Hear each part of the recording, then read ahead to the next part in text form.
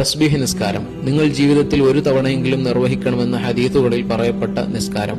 മുൻകഴിഞ്ഞുപോയ ചെറുദോഷങ്ങൾ പൊറുക്കപ്പെടാൻ അള്ളാഹു നൽകിയ പ്രത്യേക ഓഫർ പോലെയാണ് ഈ നിസ്കാരം. നിസ്കാരത്തിൽ മുഴുവൻ തസ്ബീഹ് ആയതുകൊണ്ടാണ് തസ്ബീഹ് നിസ്കാരം എന്ന പേര് പറയുന്നത്. ഓരോ റക്അത്തിലും 75 തവണ വീതം 4 റക്അത്തുകളിലായി 300 തവണയാണ് സുബ്ഹാനല്ലാഹി വൽഹംദുലില്ലാഹി വലാ ഇലാഹ ഇല്ലല്ലാഹു അല്ലാഹു അക്ബർ എന്ന തസ്ബീഹ് ചൊല്ലേണ്ടത്.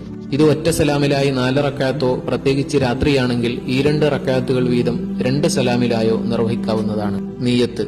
തസ്ബീഹ് നിസ്കാരം 4 റക്അത്ത് അള്ളാഹുവിനു വേണ്ടി ഞാൻ ഖിബലക്ക് മുന്നിട്ട് നിസ്കരിക്കുന്നു. സമയബന്ധിതമല്ലാത്തതുകൊണ്ട് അദാ എന്നോ ഖദാ എന്നോ പറയേണ്ടതില്ല.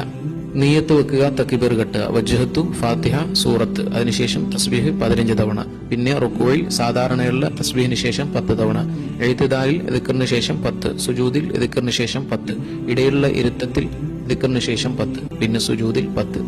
അവിടുന്ന് നേരെ ഖിയാമിലേക്ക് പോവാതെ നമ്മൾ സുജൂദിന് തക്ബീർ ചൊല്ലി ഇസ്തിറാഹത്തിന്റെ ഇരുത്തം ഇരിക്കണം. നമ്മൾ പലപ്പോഴും വിട്ടുപോകുന്ന സുന്നത്താണ്. തക്ബീർ ചൊല്ലി എണീറ്റ് ഇസ്തിറാഹത്തിന്റെ ഇരുത്തത്തിൽ 10 തവണ ദിക്ർ ചൊല്ലിയതിനു ശേഷം തക്ബീർ ചൊല്ലാതെ ഖിയാമിലേക്ക് പോവുക.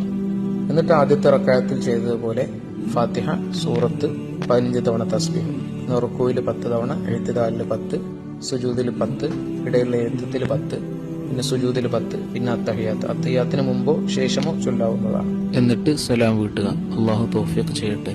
ആമീൻ.